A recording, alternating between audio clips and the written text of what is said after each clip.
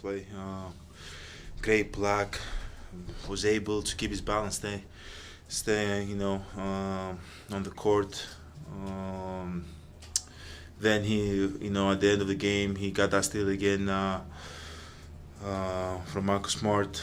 Big time plays down the stretch, and that's what Drew does. It's crazy. Sometimes we take it for granted, but at the end of the day, like you live or die with Drew making decisions like that. Going for a steal, putting his hands, in there. Like we've won a lot of games with him doing that, and those two plays were big time. Offensively, if there's things you get criticized for, it's your three-point shooting and then your free throw shooting. You hit 2 clutch free throws, you hit a clutch 3. Just what does it mean to you to hit those shots in those moments and help bring your team back? I work on it as much as I can. At the end of the day, like nobody's perfect, and I understand that. But at the end of the day, I put the time in, and I want to be aggressive. There's going to be times I'm going to shoot that shots. Sometimes I'm going to get to the free throw line.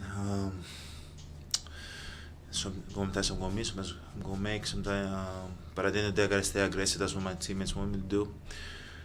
But all I can do is just put the work in. You guys give up 9 points in the final 8 minutes of that game. You guys are really struggling to get stops for the first 3 quarters and then the start of the fourth quarter. What did you guys kind of unlock in the final 8 minutes? Just try to keep guys in front of us, make them take that, tough shots, being as much active as we could, showing our bodies, showing our hands, crowding the paint and the lanes for them. Sometimes we just luck, Sometimes the ball goes our way. And was able to get some stops, and but at the end of the day, there was definitely effort behind it. The catch and shoot 3 specifically. I know that was something you've been worked on and been happy about earlier. So in that moment, for Wes to find you, was it Wes? I think it was Drew. I think Wes got the assist. I don't know. Maybe Wes. Yes. Wes. You've worked on, as you said, but is that just sort of at this point a natural catch and you know what I mean? Like you're not thinking about it, like that's the right shot at the right time for you? Is that kind of where you've come, or is that one of those where you had a little bit of a moment to collect and think? I don't think so. Like in a play like that, when you're like, it was a close game.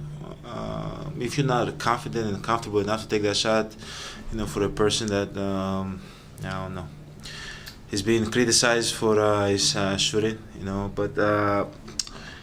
You don't take that shot. You wait. You give the ball to the point guard. You have like a, full play. You set a pick and roll. So everybody touch it, driving kicks, find the open shot, find the open man, try to get a good shot. But as I said, like I worked on it. And I felt the ball good in my hands, and I was able, had the nerves at the time to take that shot. I guess it fits too with Bobby and Drew. They're big shots as well. Late. I know nothing would surprise you at this point with those two after what you went through last year, but what does that say about them, that they're unafraid of the moment as well and in it, and can perform in that kind of clutch situation? Big time for both of them. Big time plays.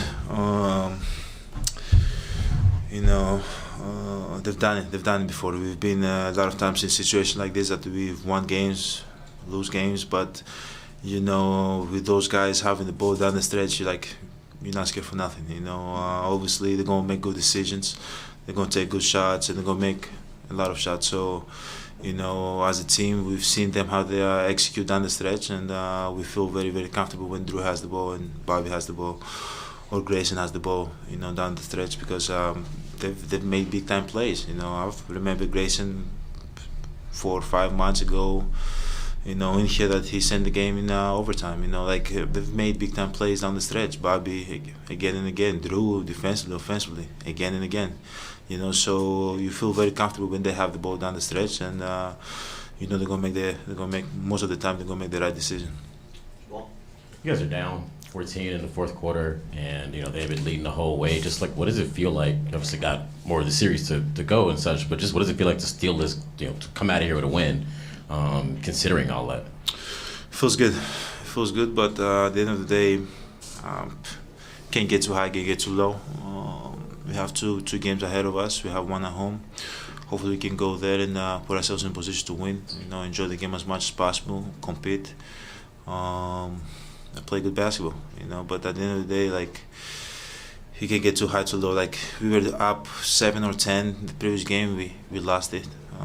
They were up. They lost this one. Like, we just keep going back and forth. And at the end of the day, like, we can get too high for this. Obviously it's great to win the game and great to go back home and feel good about ourselves, but the job's not done. Oh, and the cut. How did you get cut, and kind of what happened? I don't know. I was on the floor and I was like, what the hell just happened? Got up and all of a sudden I felt something like dripping down my face and I thought it was blood. It's been a rough couple of days. But I don't know how I got hit. Marcus Smart. Somebody said it was our guy, Pat. I don't know. It doesn't matter. Makes me look good. No, I'm joking. Is part of what's defined the success of this group your ability to find ways to win in games that they don't. That's hard to see maybe from the outside, and your confidence that you guys are gonna find those ways to win? Sometimes we do, sometimes we don't. But like we are always disciplined. We always give everything we have, and I don't think there's any time that we've go back to the locker room after the last game that we was like, oh, we didn't play hard enough. We didn't move the ball enough, or we didn't trust one another enough. Like most of the time we do the right things. Sometimes it doesn't go our way, But I believe if everybody has that trust in one another that we're gonna make the right plays, we're gonna make that extra pass, we're gonna, the effort's gonna always be there, no matter what the outcome is. And I feel like this group, no matter what the outcome is, we can go back. Back home and feel good about ourselves. Like when we watch the film, it's like, what can we do better? It's never about, oh, you gotta give more effort, or you gotta guard this guy better. Like the effort from us, for this team, most of the time is always there. So there's sometimes, as I said, there's sometimes that we might not look like we're gonna win the game, but we just keep playing for 48 minutes. We try to play for 48 minutes, and sometimes luck's by our side, and some balls bounce, to us, and we're able to win some games. And there's sometimes that we can win the game from from start to finish. Eric, last one. There's been a bunch of times in this series where I thought you guys missed Chris. Like, you could use him on offense, you could use him on defense, and you guys have leaned into you and Drew. It's going to be you and Drew taking a lot of shots. Drew makes a big play at the end of the game. You guys are both exhausted. You're giving him a hug. I'm curious. I know about your and Chris's relationship, but what has that relationship with Drew kind of been like over the last 2 years? It's blooming now, huh? It's blooming, Man, I love Drew. I love Drew. He always gives everything for the team. His effort is always there. His attitude is great. He's a great guy to have. Next to you. We're very similar. We not about the extra stuff. We are about winning and just going and take care of business and playing the right way and lead the team in any way possible, offensively and defensively. With Chris, obviously I've been with Chris for 9 years. This is my second year with Drew, but just me and him being out there and just making plays for the rest of the team. Leading the team is good. It's good. Obviously, it's growing our relationship. We learn to play with one another,